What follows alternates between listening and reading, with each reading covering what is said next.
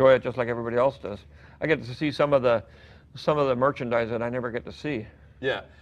So you actually are surprised by some of the stuff that you see Yeah, here? yeah. And of course, all the fan stuff is always a surprise. They build these amazing, dioramas and these amazing, they got a full-scale Jabba the Hutt. Yeah. Now there's 2 of them, actually. And, they've got scenes from Empire Strikes Back and from the various movies that they built full-scale. It's amazing. Yeah, did you see the Rancor Monster? Yeah. Did you get a picture in the hand? I did. It's amazing. Yeah. I mean, it must be pretty exciting because obviously this was in your head and then you made it, and then do you like to see how people translate that a million different ways and go, oh, that's such a great idea? Oh, yeah. I always like to, it took us 2.5, it took us 2.5 movies, but 7 years, to get R2 to walk in a straight line. Oh, wow. So that, or even walk at all. Yeah. And, or roll, I should say. And you come here and they're having R2 races. And there's like, he really bridges the generations between, J.J. has a tremendous nostalgia for the old movies, the way movies used to be, the way sometimes they are now, and also what what kids are talking about and thinking about today.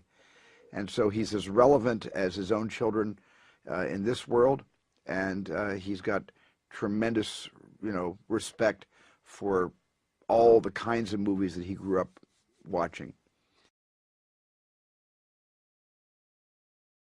J.J. with Super 8 made a movie that's both uniquely very new and also traditionally very old-fashioned.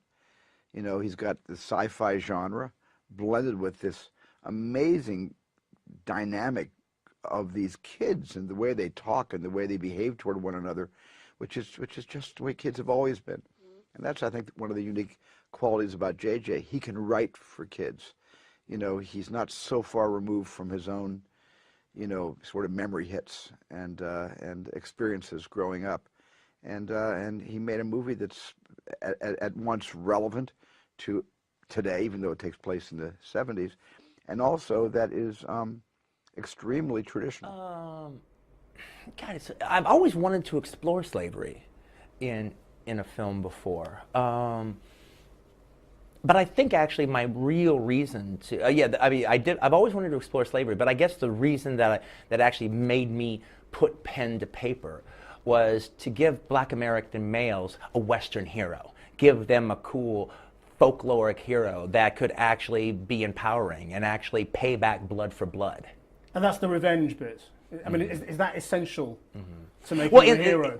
In the case of laying waste to a genocidal white racist class in the institution of slavery, yes, that would be the reason to do it, as opposed to just a historical story where this happens and this happens and this happens and this happens and that happens.